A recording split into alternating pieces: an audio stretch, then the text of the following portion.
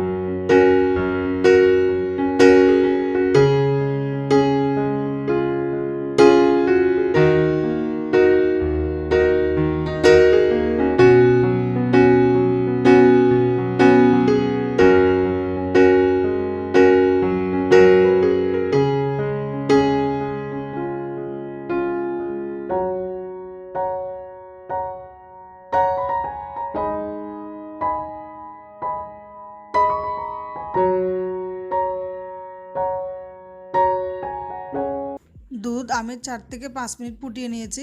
ফুটিয়ে নেওয়ার পর এখন সেমাই দিয়ে দিচ্ছি। সেমাই দিয়ে চুলার আঁচ মিডিয়াম লোতে রেখে 1 থেকে 2 মিনিট রান্না করলেই হয়ে যাবে। এখন আমি কিশমিশ দিয়ে দিচ্ছি। আপনারা এখানে ইচ্ছে করলে বাদামও দিতে পারেন, তো আমি শুধু কিশমিশ দিয়ে রান্না করেছি। আমার কাছে কিশমিশ দিয়ে খেতে ভালোই লাগে। এখন 2 মিনিট রান্না করে আমি চুলার আগুনটা বন্ধ করে দিব।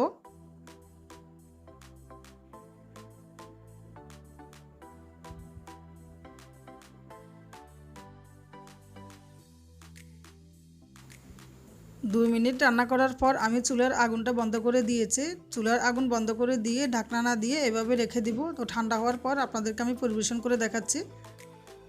এই যে দেখুন সেমাইটা এখন অনেকখানি ঠান্ডা আছে, দুধ দেখা যাচ্ছে, আর সেমাইটাও বেশি ঘন হয়নি। এভাবে সেমাই রান্না করলে খেতে কিন্তু খুবই ভালো লাগে। তো আমি উপর দিয়ে আরও একটু কিশমিশ দিয়ে দিচ্ছি, এটা অপশনাল, আপনারা চাইলে স্কিপ করতে পারেন।